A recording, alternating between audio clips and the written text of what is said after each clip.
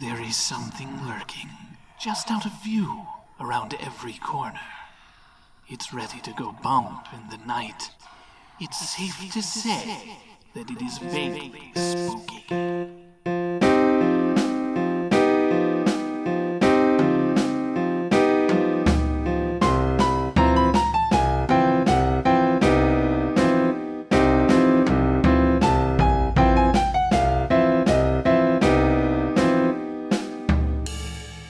It came from beneath the sea, and now it's all wet and smells like seaweed. I am Derek.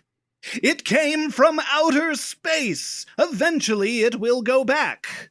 It's Jim the scientist. Hi, Jim. I guess if you build me a mass driver, I could be out of here tonight. Yeah. Well, we'll get started on that. Mhm. It conquered the world, and now it doesn't have anything to do. Please welcome Spooky Dave. And it follows. And now we all have to deal with it. Hello, Jeremiah. Hi, I've canonically been here before. Yep, you have. And now we know that. Yeah. Yeah. This is the show where It's like, listeners that seems so send in confident. Oh, this is the Halloween edition of a show where listeners send us questions to hear our vaguely scientific answers. So this week, those questions may be vaguely spooky, and who knows, we might even get some of the answers right. But first, it's time for Jim's fun science fact of the day. All right.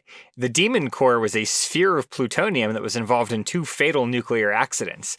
The core was so close to critical that anytime they brought the 2 halves close together, it would immediately become critical. And both of these accidents were a result of scientists mishandling the core.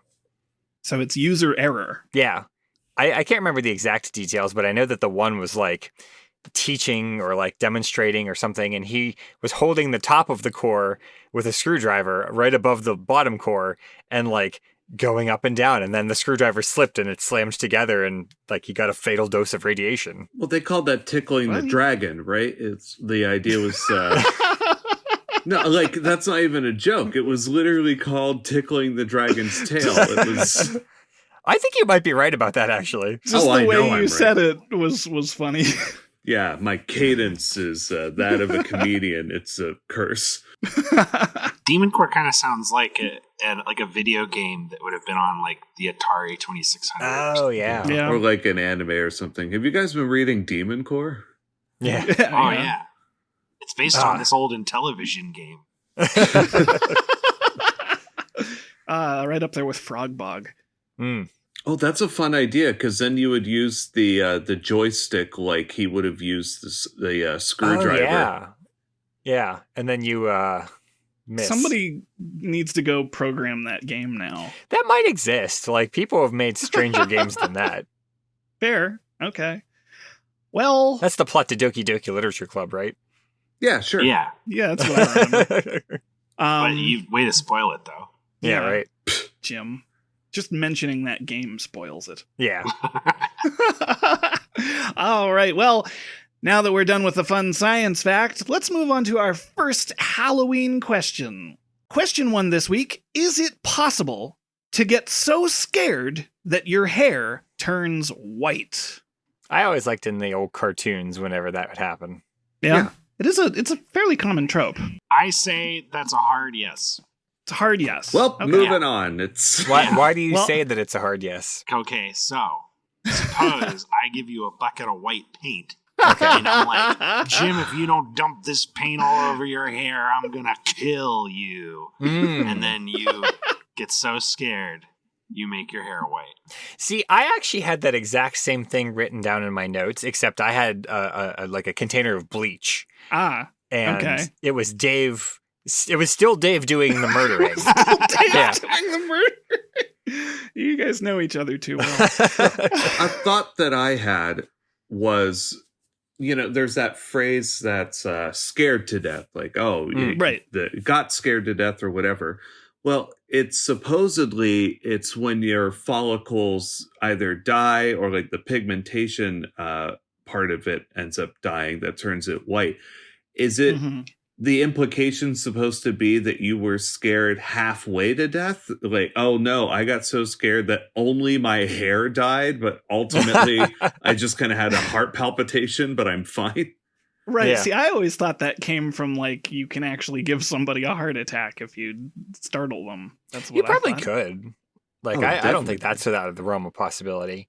I did want to mention something that I found that was really interesting, though, and that is that it was pointed out in a discussion I was reading that after your hair exists, then hair is all dead cell or like dead Yeah. material. So after it has grown out of your head, then you cannot change the color of it through like stress or anything like that. You'd have to dye your hair. Right. But I think what Jeremiah was alluding to was a certain type of alopecia, which is one of the things that is sort of theorized to cause this phenomenon, which the idea behind this particular thing is like an autoimmune disorder. And basically what can happen is that stress can cause it to flare up. And for whatever reason, this particular type of alopecia, whenever this flares up due to stress, it will cause your pigmented hair to fall out, but not like white hair, Yeah. which is weird. I don't know how it knows. Well, I do want to tell a brief story because once there was this kid who got into an accident and couldn't come to school, but when he finally came back, his hair had turned from black into bright white. He said that it was from when the cars had smashed so hard. I I knocked all the color out of his hair. I genuinely want to know how many people get that reference. I don't. It's an old Crash Test Dummies song. Oh. Is it the one that goes, It is. Okay. That's the only Crash Test Dummies song. That's the only one that as far as people I can care. tell, yeah. I wish I could remember, or that I had thought about this to look it up beforehand. Since we are recording on computers, I would hate to look it up right now and make noise. But there's that particular, in the same idea of it being alopecia or whatever, there's a particular thing that can happen where you'll get a streak of white in your hair. It's a section of your hair that will either kind of knock out or stop doing pigment. And usually that's shown classically as somebody who's gone through a lot of stress or whatever. Your Sweeney Todds, your Rogues, your what have you. Oh, interesting that you bring up Rogue, because I was looking at other places in fiction that white hair, like hair turning white, is a thing.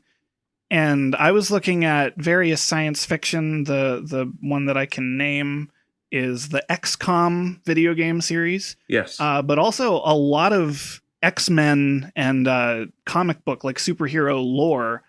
Whenever characters' hair turns white, it's like indicative of either them obtaining their potential or something, but a lot of times it's linked to psychic powers. Oh, interesting. The pigment just gets so scared it leaves the head. Yeah. I like the idea that there was just a maybe Professor X kind of went through a Steve Martin phase right before he went bald. It's like, I'm so psychic that I'm 8 years old and I'm Snow White, and then we're just gonna blow this stuff right off my scalp. Yeah. I think that stress is a really interesting thing in the sense that like the more stressed you are, the more likely it seems that you are going to get white hair. And but it may not all come in at once. Like over many weeks or something, you might start to see more gray hairs popping up. So how come Marie Antoinette's hair turned? They say her hair turned white overnight. Yeah, that's what I was just reading about, because it was similar to what Jim just brought up. Well, it's a wig. It wasn't her real hair. Oh, I see. Yeah, it was Baroque France. And then they cut the wig off first, and then The wig was probably already white. Yeah, exactly. It was powdered for lice. Yeah, but like the story of her is that her actual hair turned stark white overnight in anticipation of her guillotining. I actually did hear that too. Yeah, I saw that in reference to that particular type of alopecia, but there's a name for it I found. I don't know if I'm going to pronounce this right, and I can barely read my handwriting. Really cool. Yeah. Canates subita, it seems to be what I've heard. Yeah. But it is also known as Marie Antoinette syndrome. It may be caused by the particular type of alopecia that we had talked about earlier. And the idea is that stress causes not only does like all your pigmented hair fall out, but also like from that point on, stress causes the follicles to stop producing pigment, basically. Right. Yeah. That same kind of report was also similar to Sir Thomas More in 1535, reported that his hair turned white the night before he was executed. And there have been also accounts of people surviving bomb attacks during World War II who, presumably after they survived the attack, their hair had turned white. And people kind of studying those accounts saw that like probably what happened was they experienced whatever trauma it was, and then a few weeks later their hair started becoming gray because whatever traumatic event happened triggered that premature stressful stress. Yeah. Mm-hmm. What you said beforehand, Sir Thomas More, are you saying, did you say that he reported himself that his hair turned white before I probably did say that. It was reported, though. Okay, just because I was going to say, well, then he could have just lied. He was probably like, oh, I mean, it sounds really cool. I'm about to die anyway. I'll say all sorts of stuff. Yeah. I sprouted everybody wings. to remember me. Yeah. What if what if your hair turning white or gray, we've always just assumed it's a natural part of aging, but actually it has nothing to do with the aging process. Ooh. And it's just everybody's hair eventually gets there from just the horrors of life. Yeah. I just have seen too much. I did want to say one of the things that I was finding was this trope of being scared to the point that your hair turns white. Like, we associate white hair with age. And we associate, like, if, for example, a child sees a ghost, so their hair turns white, that's kind of indicative of, like, that loss of innocence, that kind of, like, they grew up, they saw something they shouldn't have seen, so they aged, basically. So it's almost like a trope, then. It is a trope, and I think that's a cultural connection to it. Mm-hmm. But we do associate, like, all kinds of different traumas with basically aging and mortality, like, right. Because people view themselves as, like, if they've been through a lot, they feel as though they've matured a lot, or they've been forced to mature a lot, even if they haven't actually matured a lot. Yeah. But, like, we have this cultural kind of association with, like, maybe like a rite of passage kind of thing, or like, yeah, if you've seen some bad things, you're going to kind of like take on qualities of somebody who's lived a longer time. I like the idea, maybe the word like is strong here, but the idea that what happened with Steve Martin was that he accidentally came across like what really happened at Watership Down, or a war between puppies or something. It just hit him all at once and he experienced it and he was like, and then just at 8 years old, it just all went white. Yeah. Yeah. I have a sample size of one because it's a personal anecdote, but when my son was a newborn and I was being woken up like 5 times a night, I noticed that I got like a handful of gray hairs around my temples, and that seems to have cleared up. So Interesting. So I don't know if that was just because I was not getting enough sleep and I was tired all the time and it was just like stressful, or if I'm also heading towards 40. So who knows? Well, it's I'm 34, and the other day I found like a very stark white hair in my beard. But the problem is I have such like a razzmatazz mutt set of colors that are going on in my hair that it's impossible for me to tell how long I may have been having these, because some of them are platinum blonde, some of them are copper, some of them are brown. Like there's a possibility that I've also just been getting these thick, wiry white hairs in with my beard, facial hair, and like little spots on my head as well. And it's just been blending in with the, I don't know, the confusing wheatgrass that is growing out of my body. That reminds me of like whenever, or actually around the time Jim's kid was born, I used to like take like this gray paint and sneak into Jim's house and like quietly paint Individual his temples hairs. while he was sleeping and then leave.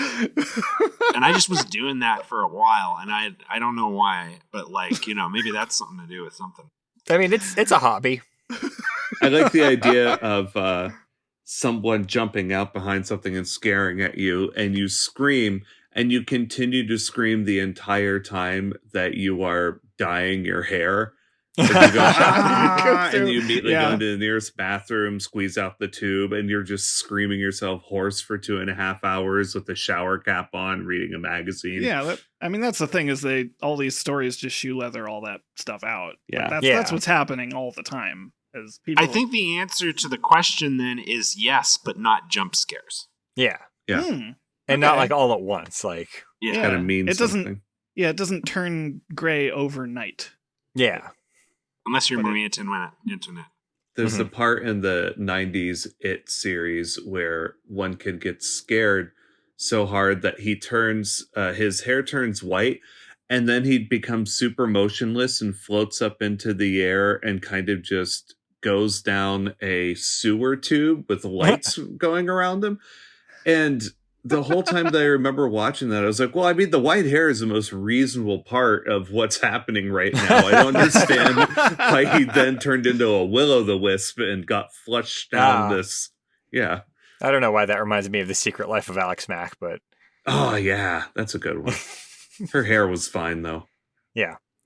I think it'd be interesting to no, that wouldn't be interesting, actually. That would be horrifying. Up next. Well, I was thinking like, oh, you just like someone pops out of the bush and like startles you and then like pours bleach in your hair. And it's like, no, because it would get in your eyes and mouth and stuff. And that would be David terrible. Lynch, who would do that? But yeah, the idea of like, oh, how scary. But then maybe you're really afraid of bleach. Maybe it just all goes white before they even get to you. Someone just jumps out and you're like, bleach, and your hair goes white. And they're like, well, what's the point of this then? I had this whole plan. I mean, I have heard that it like burns your scalp. Yeah. Certainly. Mm-hmm. I don't know if I'd be scared of it, but I wouldn't be looking forward to it.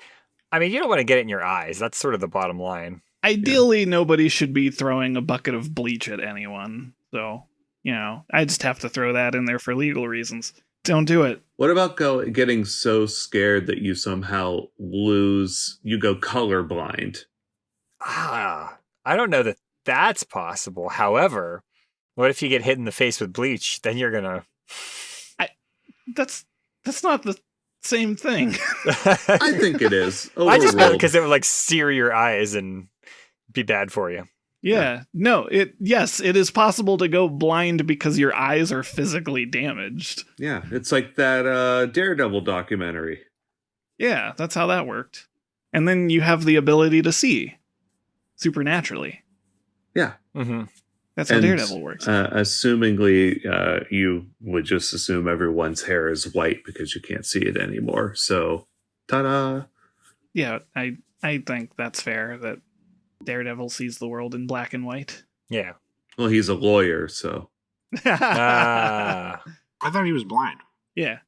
But he has the power to see. Yeah, Justice is blind. Oh, right, yeah. Yeah. Mhm. Listener beware, you're in for a scare as we move on to our second question for Halloween this year.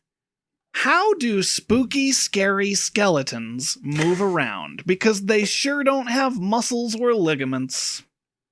That's true. I've got a real fun idea for this one. Okay. Because originally, I was wondering if it could potentially be the thing for me is not just that they move around. The thing for me is the comedy value of they need to be able to explode into a pile of bones whenever you hit them. Oh, yes. absolutely. Yeah. And it has to make like a xylophone-y noise. Yeah, it makes a xylophone noise as soon as they fall over. So originally I was thinking, well, what if there's like some sort of biomagnetism? But the more that I was thinking about it, I think it might be more of like a static electricity thing. Because it's friction, of course, as we all know, friction creates static electricity. Mm-hmm. that could be the thing, that the more that they move, these skeletons move, the more that actually kind of builds up the charge that keeps them together. But it's strong enough to keep them together, but weak enough that you could like smack them real hard and they burst into pieces. Yeah. Mm-hmm. I was actually thinking of something in a similar vein, but it was spite, just pure hatred. Like, this skeleton was so tormented in life that in the hereafter, not only are they still conscious, but also like the power of raw fury is just keeping their bones together, and not like tied together in any meaningful way, but like, so that way if you hit them with a bowling ball, their bones will scatter like bowling pins. There is nothing more scientific than spite. No, spite That's is true. Spite is the fifth fundamental force of nature. The fifth element. It is the fifth element. It's spite. I've Well, seen that movie, and you're mostly correct. Yeah. Well, I did a little bit of research into the history of stop motion because I was interested in it, and I learned that as far as we can tell, the earliest stop motion film was made in 1898. And it was made for spite. It was called The Humpty Dumpty Circus, and it was a short film made using dolls with jointed limbs to simulate movement. And so, I don't know, this as brief as possible, because I'm pretty sure everybody knows how stop motion works, at least if you're listening to this show. But if you take a bunch of still pictures of objects, and in between every picture, you manipulate them a little bit and move them, and then you run those images together, like frames of a film, you can make it look like something is moving. And as far as I could tell, the earliest example of this being done with skeletons was Ray Harryhausen's Clash of the Titans. Not Clash of the Titans, Jason and the Argonauts. Oh, interesting. Shoot, I knew it was one or the other. Yeah. There's like the famous scene with them fighting, sword fighting the skeletons on the ship. Yeah. Yeah, so that's like the first thing I thought when I saw skeletons moving around, and because, I don't know, that's a pretty iconic image now, of it. What if there is like an entity that exists in our universe that is beyond space and beyond time? I was gonna say that. And they are stop motioning the skeletons without us noticing, because they're doing it in between the frames of reality. Like basically the Flash. Or Yeah. it was Wow, Fast. I don't We're know how all this happened. terrible nerds. That's kind of what the direction I was thinking of. Mm. Because I was thinking about, like, well, we always see the dancing skeletons on the black background, like because that's like the costumes in Karate Kid. They have the skeletons on the black background, and that's really how they're moving around. And then the other thing is Spooky Scary Skeletons is a song. And so, like, I think it's dark matter, because that's the thing. Like, if you look at the universe, with dark matter, like there's like things that's propelling things in our universe outside of our understanding thus far. And it's magic. when the music starts playing, like it's magic from our perspective because we don't understand it. But, like the music, it goes in your head, right? And then bones have these skulls. Famously. And, like, the head bone is connected to the neck bone, and the neck bone is connected to the shoulder bone. And Where's then that Ben's shoulder bone's gonna connected walk to around. the backbone. And then the backbone is connected to the hip bone. I love them body bones. And then the hip bone's connected to the thigh bone. You said something all that through the town. that's a The different thigh, song. the thigh bone, famously also known as the femur. The femur. That's true. You said something that I knew we were going to touch on, but I didn't want it to be the first thing we said, so I'm glad it wasn't. But like, if you look at another place that animate skeletons appear are like in fantasy games like Dungeons and Dragons or something like that, and then they're usually brought back to life by some kind of necromancer, or like they are an undead creature. And then I have to say it is magic. They are moving via magic. Right, obviously. Right. And I thought I just didn't want that to be the Well, first that's thing we said. D&D, though. That's the lore of D&D. But, like, Right. in our world, it's dark matter. Mm-hmm. Well, do not disturb these skeletons or they'll come back. In Star Wars, it would be the Force. Yeah. Yeah. It could also be dark energy, which is responsible for the expansion of the universe. That's spite, Jim. If you were in Star Wars and you were a Sith and you got all, like, the bones of a person, do you think you could animate it with the Force?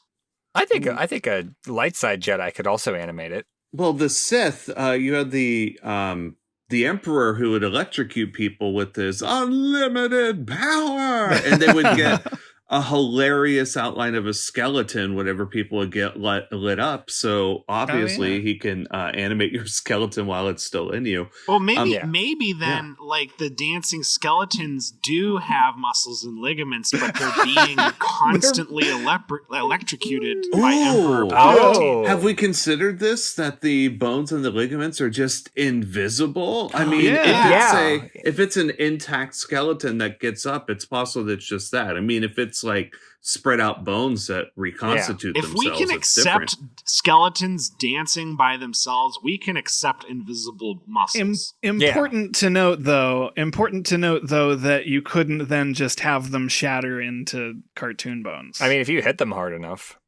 I mean, if you hit a normal person hard enough, their regular bodies will blow up. I've seen. Yeah. I don't know that that's true, Jared. No, I've seen a lot of people get hit by F1 cars. I don't know why, but they will spiral into viscera. I was thinking you hitting them like just with your hand. Like, Oh, no, yeah. how I mean, was I could interpreting. do that. I don't know about you. One Punch Man. Yeah. You mentioned this earlier. I want to take a very, very quick detour and then immediately come back to this. But we had mentioned fairy tales and all sorts of stuff. And Derek actually name dropped Humpty Dumpty. Somebody pointed this out recently, and it's haunted me ever since. Humpty Dumpty is not at all referred to as an egg within that rhyme. Right. It's just he fell down and they couldn't put him back together again. Well, of course not. It's a body.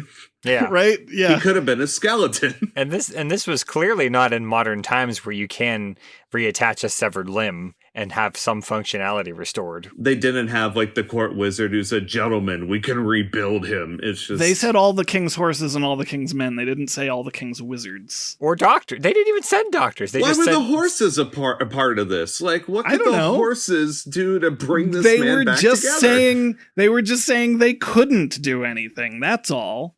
They were listing all the things that weren't helpful. Mm-hmm. He was in pieces. We asked the horses first. I do want to tie Humpty Dumpty into Halloween by saying that I saw a cartoon recently that made me laugh, that it was a cartoon drawing of an egg, because it was the egg version of Humpty Dumpty, like wearing a scarf, sitting in a coffee shop, drinking a pumpkin spice latte, and it said Humpty Dumpty had a great fall. Oh, I have seen that one. It's adorable. Yeah. David, you were going to say something?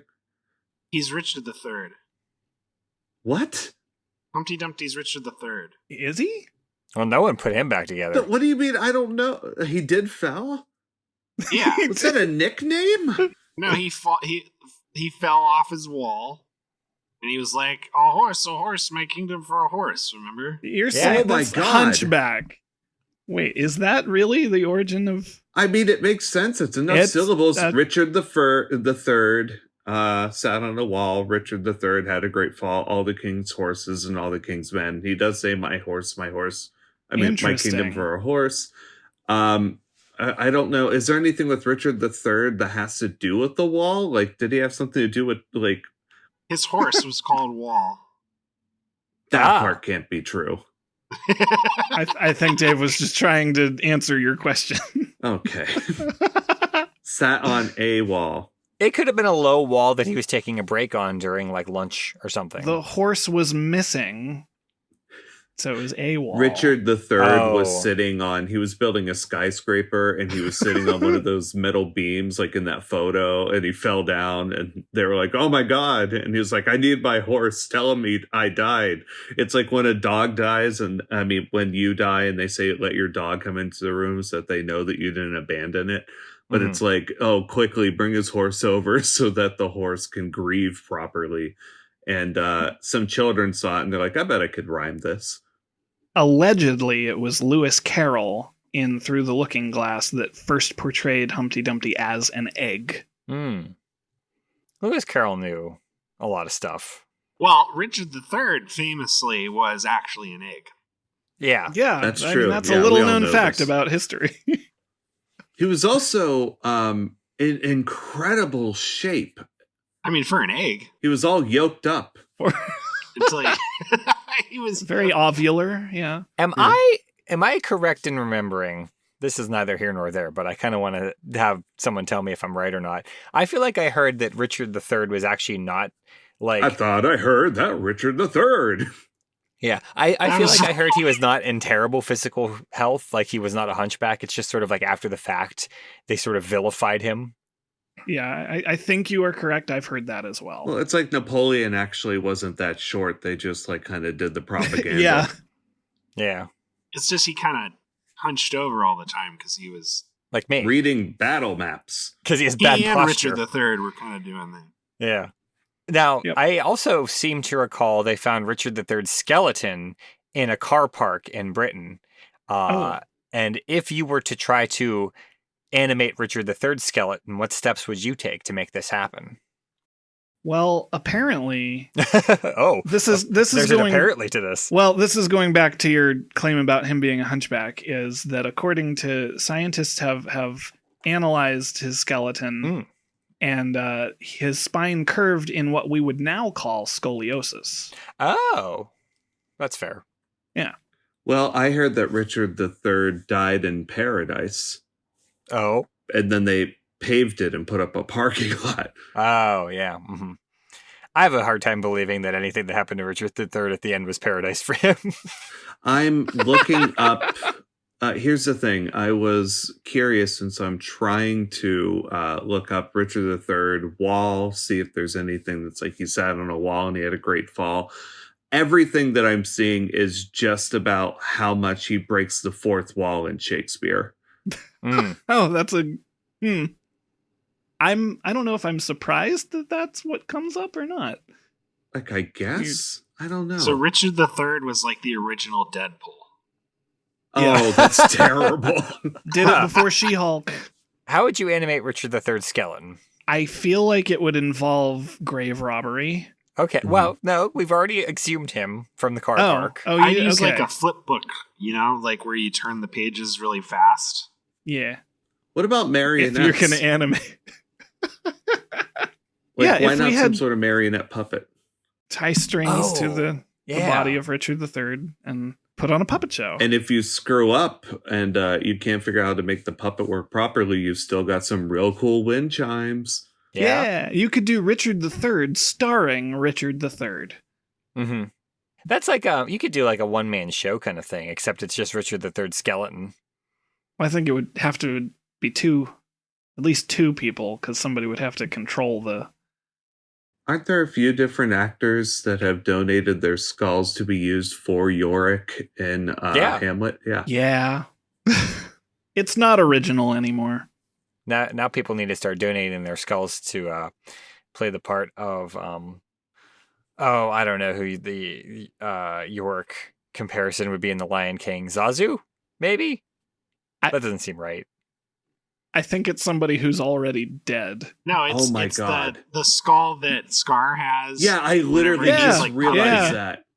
that. He plays with a little, Oh, I don't know, alligator. It looks like an and alligator. he's making skull. Zazu sing about the coconuts. I haven't seen that movie. I never in made such a that long connection time. before. I mean, The Lion King is Hamlet, and he 100% does just pick up a skull and like sing to it. Oh wow, that's ridiculous. That should not be in there. That shouldn't be in there. Well, there's okay. So in the same idea of animated things and then animated skeletons, in An American Tale, Fievel Goes West, which is better than the first American Tale. Blasphemy. At one point, Gesundheit. At one point, Tiger, the big cat, is in the desert and he has a dance-off with an animated skeleton, and the skeleton is animated because it's a bunch of mice that are working in tandem to move this skeleton. So in the same idea of there being puppeteering and all this other stuff, and in the same way that you and I, and all of us, including you, listener, are essentially just a big pile of DNA that's piloting this body like a big mech.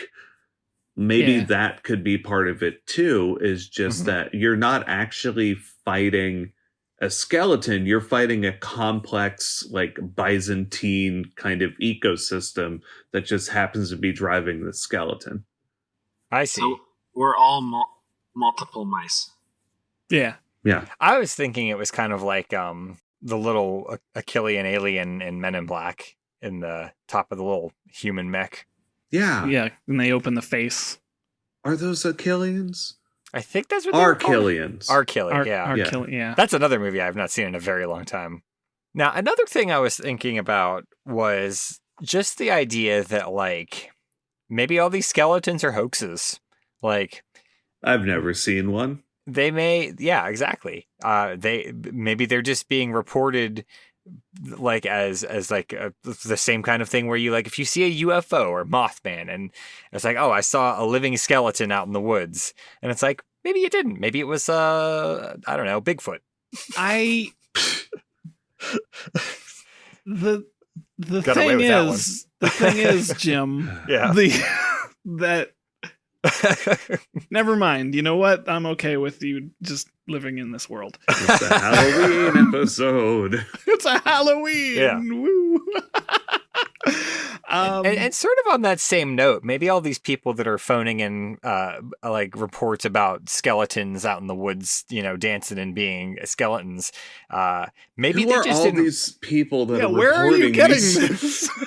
I mean, Do you I'm think just that when you were a Googling child that people were saying, oh yeah, I saw a teddy bear picnic, and then people stopped listening to you, and you're like, how do I catch their attention again? It Yeah. was skeletons, skeletons. this time. It was skeletons. anyway, all these alleged reportings of skeletons and UFOs. What if maybe they do have muscles and tendons, and people just are like so panicked by like this mostly decomposed form that they're running away too fast to notice? Okay, here's my pitch. You get so scared that your vision goes so poor that you think your hair has turned white, and it has stopped your ability to see muscle and skin and sinew. So all you can see is either white hair or skeletons. Well, it doesn't even have to be. It's like Daredevil can only actually see bones. Yep. It's the. I feel like it could even be simplified from there. What if it is just that you are so scared that the tall, skinny guy you think is a skeleton is actually just throwing bleach in your eyes? Yeah, it's just Slender Man. It's not a skeleton. It's Slender Man. That's it. He's in that suit. Who knows what's under it? Like he's just so, like, whatever's happening, not only are you scared, but also someone throws bleach in your eyes and you just think you saw a I skeleton. don't even like that anime. Get it out my eyes. Jim, did you actually find people reporting seeing skeletons? Okay. No. He keeps leaving up these flyers that are like, if you've seen a skeleton, call me, Jim. Yeah, it has the little tear-off strips that people can take. It's like a QR code. Please call me. Yeah. If you've ever seen a skeleton. He just hangs up on medical students all day. Mm-hmm. All right, I'm going to move on, I think. All right, listeners, we have one more vaguely spooky question this week. And that is a bit of a practical advice. What's the best way to hand out candy to trick-or-treaters? I can tell you a thing I did that was not a good thing. Oh, okay. It was an accident. Okay. This was, I want to say it was 2021. I made a actually my wife did most of the work, but I did make the mask of the Flatwoods monster, which is an alien thing from West Virginia, which I think is very cute. It is fun. But it was a really nice Flatwoods monster costume, and I was like, I'm going to give out candy. I'm just going to wear this costume because why not? And so what I did was I have steps leading up to my house, and I had the bowl of candy sitting on the ground, and I was kind of like standing near it. And I was just sort of standing very still, not because I was trying to be spooky, but just because I thought it would be like a fun, like, oh, yeah, I'm going to stand still till you get close. And these 14 teenagers were coming, and I heard them like talking, and they were like, hey, is that like a sculpture, or not a sculpture, but like, is that like a mannequin like a dummy or something? or Yeah.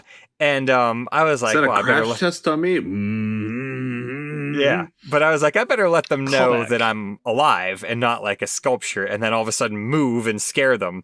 So I moved, and they took off running. Once there was this guy who handed out some candy to all the trick-or-treaters. Well, it's Halloween, right? Everyone's entitled to one good scare. Like, if you're Yeah. giving out candy to people, maybe don't be scary. Mm. Unless you want to be like the person who doesn't give out any candy and just keep it for yourself. But like, I felt bad. I wanted to give them candy. I so rarely get anyone at my house Only for trick or the treat. brave of heart deserve candy. Yeah. That's fair. I saw that That's written true. on a stone somewhere. I mean, that's kind of the thing. If kids are allowed to egg your house because you don't give them candy, which they absolutely are, I will hear no arguments. Mhm. But then I think you're allowed to make them earn it. That's Yeah. in the Constitution. It It is. is. If kids are allowed to egg your house for not giving them candy, then you should be allowed to egg kids who don't take your candy.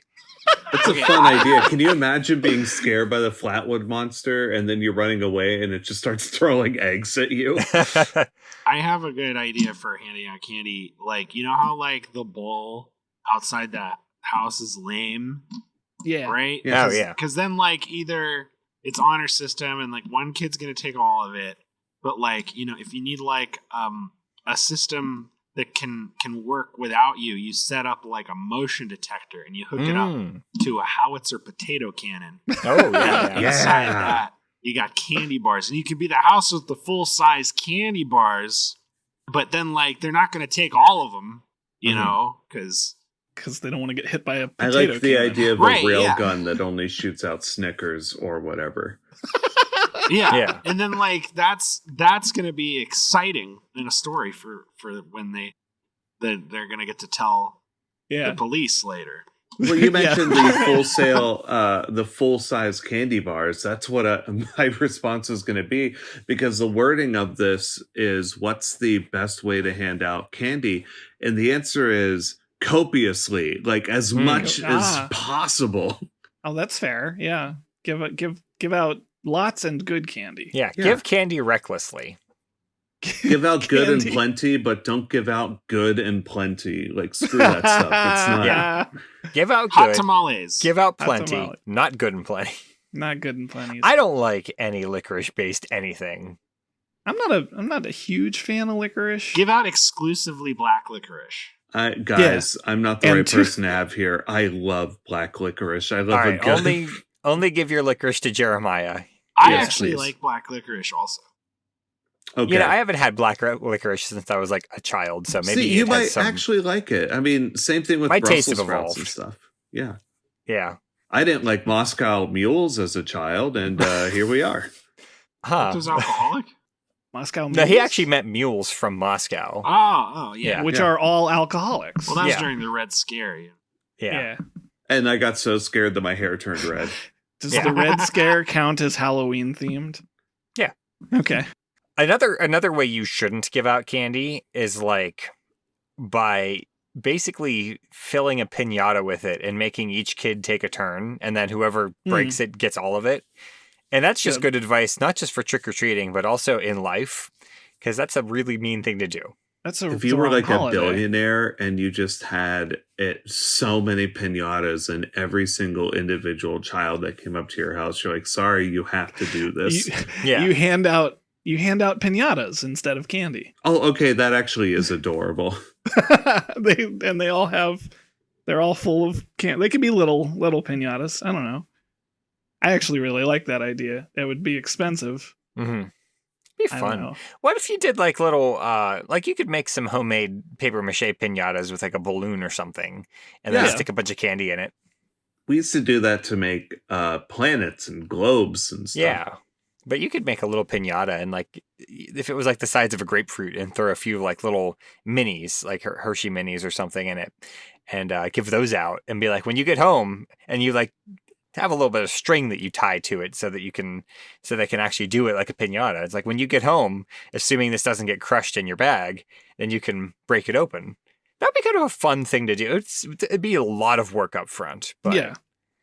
Well, I think the best way to hand out candy to trick-or-treaters is a lot of work up front. Like, True. I think, like, I don't have a specific answer, but I think the best ones that I remember as a kid were people, like the houses that went all out and decked out their houses like haunted houses and had like fog machines and stuff. Yeah. Those were like the most memorable experiences for me. Mhm. So I like David's idea of the potato gun, but I also like the idea of doing that with zero decoration. Just a confusing, you go up to their house, there's maybe a computer printout piece of paper that says Happy Halloween, and there's just a potato gun that's aimed at your chest. No, it's just the guy who's manning it is wearing like a polo. There's nothing. So now it's somebody sitting on the porch and shooting people with a potato gun? Is that where we've gotten? I was also thinking of like a mass driver, or I guess it'd be a railgun at that scale, because like mass drivers are what you use to get into space, but like it would just be a railgun, a magnetic cannon, you know. Yeah, like I said earlier with the Snickers bars. Yeah, accelerate it to 11 kilometers a second and just hope that it doesn't go through too many kids. Hey, as a quick question, to kind of tie it back to an earlier thing, still doing Halloween, going all out with decorations, and still talking about skeletons. Do we think that those giant Home Depot skeletons that you can buy now, did those used to just be giant humans within the lore of those skeletons? Were they originally giant humans, or were they regular sized skeletons that then ate and got to that size? Depends on the necromancer, I guess. What if Why they do we were have to romance necks? What if they were skeletons that were humans that lived on like an asteroid or something that had very, very low gravity? Oh, and so they yeah. just kept getting taller and taller and taller. Well, wouldn't they also get wider? Wouldn't that be like more of like a more spread out skeleton? Yeah. I think that I'm leaning towards growth ray, which is the opposite of a shrink ray, one would assume. Right. Yeah. Just a lot of milk. Yeah. Well, I mean, you got to have a lot of milk to make a skeleton happen. Boy, if I had a nickel for every time I've heard that phrase. You'd have one nickel, which isn't a lot, and you'll never hear that phrase again. I'll be lying on my deathbed and I'll hear a doctor say it to a pediatrician. I'll be like, yeah, and then I'll go. Yeah. All right, well, listeners, let us know this week, how can you have a skeleton without milk? And if you have any thoughts on that, or anything else that we talked about, you can email us at feedback@vaguelyscientific.com, and you can comment on our blog, and you can like us on Facebook, and you can tweet @vaguelysci, and you can just go outside and shout into the wilderness. We might hear you. Probably not, though. It depends where you are, really. Those Bigfoots and skeletons will, though. Yeah. I probably will. Yeah. Hey, Jim, where do we get all these wacky questions? We get them from you, the listener. And if you, the listener, have a question that needs to be answered in a vaguely scientific manner, you can email us at questions@vaguelyscientific.com. If you want to get our episodes the minute that they're released, you can subscribe to our podcast on Apple Podcasts, YouTube, Spotify, and all the other cool places that podcasts like to hang out. And subscribing and leaving feedback really helps us out, and so does telling your friends. Tell all your friends to hand out our podcast to trick-or-treaters. Yeah. Yay. I don't know how that works. Flash drives. Oh, okay. QR links.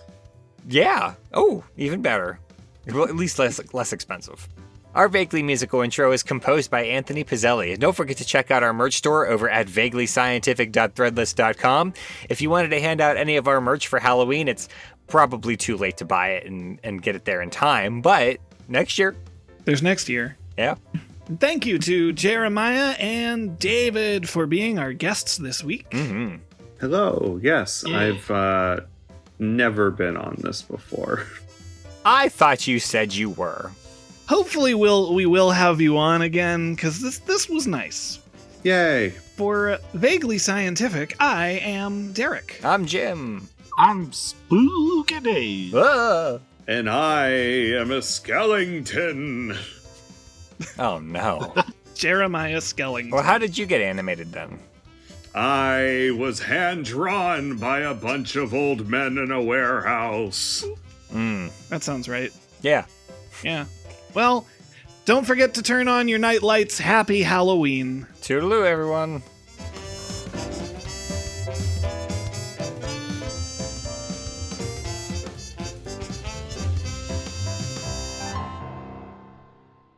I hit record on the Audacity. Okay. Is it making, is it picking up your voice? Only when I'm talking. Good. I mean, if it's picking up your voice when you're not talking, then... Terrifying. Absolute fear. It is the Halloween episode. Yeah, that's... Oh, no. Spooky Dave.